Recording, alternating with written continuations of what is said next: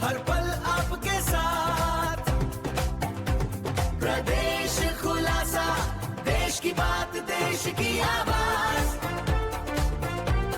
Report. आस्था के केंद्र में भ्रष्टाचार का कीचड़, सलकनपुर का प्राचीन तालाब बना गंदगी का अड्डा, 11 करोड़ की योजना पर उठे सवाल। शराब की बोतलों और बदबू के बीच नाक ढंककर निकलने को मजबूर श्रद्धालु, सरपंच और व्यापारी संघ ने खोला मोर्चा। कागजों पर हुआ विकास, जमीन पर सिर्फ विनाश। बुधनी सलकनपुर। संवाददाता जितेंद्र चौहान। मध्य प्रदेश का सुप्रसिद्ध देवी धाम सलकनपुर, जहां लाखों श्रद्धालुओं की अटूट श्रद्धा जुड़ी है, आज प्रशासनिक अनदेखी और भ्रष्टाचार के आरोपों के घेरे में है। मंदिर परिसर स्थित वो प्राचीन तालाब जो कभी पवित्रता का प्रतीक था, आज अपनी बदहाली पर आंसू बहा रहा है। प्रदेश खुलासा की पड़ताल में करोड़ों रुपए के सौंदर्यीकरण दावों की पोल खुल गई है।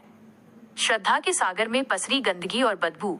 मान्यता है कि श्रद्धालु पहले इस प्राचीन तालाब में स्नान और जल ग्रहण कर मां विजयासन के दर्शन को जाते थे, लेकिन आज स्थितियां इसके उलट हैं। असहनीय बदबू। तालाब का पानी इतना दूषित हो चुका है कि श्रद्धालु पास जाने से भी कतरा रहे हैं। पानी से उठती तेज दुर्गंध के कारण लोग नाक ढंककर भागने को मजबूर हैं। अपवित्रता का आलम। पवित्र परिसर के तालाब में तैरता कचरा और शराब की खाली बोतलें भक्तों की भावनाओं को गहरी ठेस पहुंचा रही हैं। सवाल ये है कि प्रतिबंधित क्षेत्र होने के बावजूद यहाँ शराब की बोतलें पहुंच कैसे रही हैं? 11 करोड़ का कागजी सौंदर्यीकरण। स्थानीय व्यापारियों और जनप्रतिनिधियों ने निर्माण कार्यों में भारी अनियमितता के आरोप लगाए हैं। व्यापारी समिति का आरोप। सलकनपुर व्यापारी समिति के अध्यक्ष अनिरुद्ध दुबे का कहना है कि तालाब के विकास के लिए लगभग 11 करोड़ रुपए की योजना बनी थी।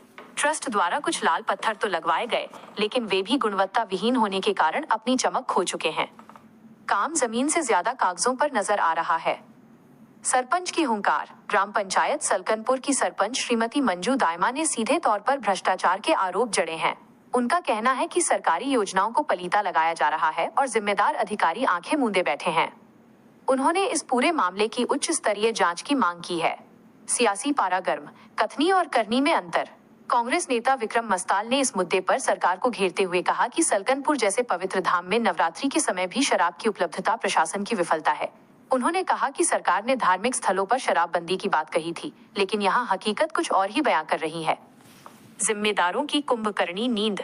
ये क्षेत्र पूर्व मुख्यमंत्री शिवराज सिंह चौहान का गढ़ रहा है, जहां उनके कार्यकाल में करोड़ों की सौगातें दी गईं। लेकिन आज पीएम मोदी के स्वच्छ भारत अभियान की यहाँ खुली धज्जियां उड़ाई जा रही हैं।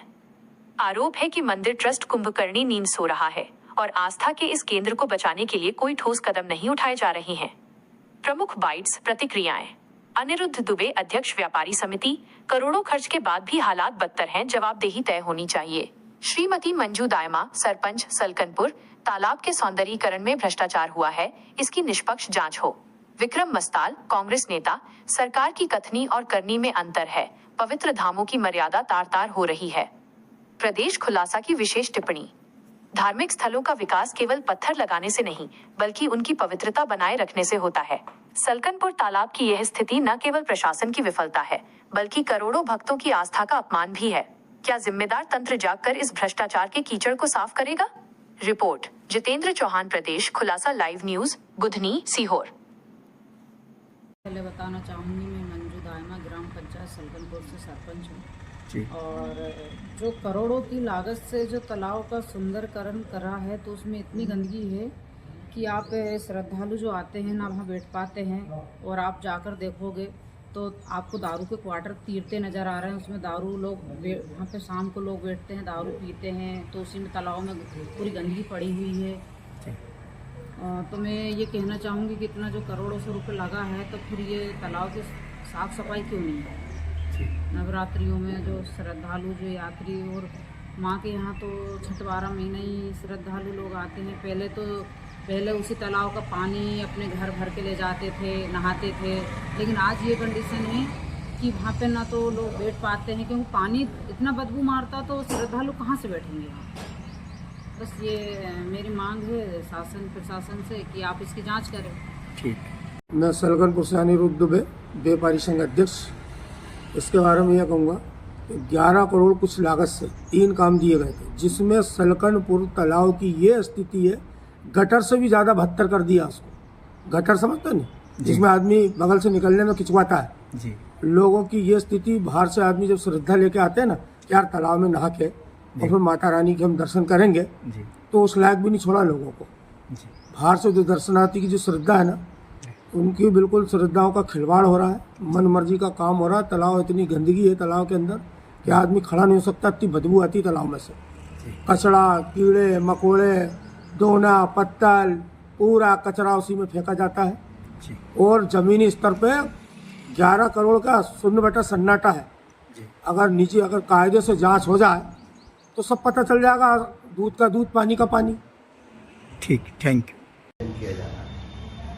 मैं शासन प्रशासन से अनुरोध करना चाहता हूं कि नवरात्रि का पावन पर्व है और भीड़ भी हमारे यहाँ बहुत तादाद में आती है, माताएं बहनें भी बहुत आती हैं।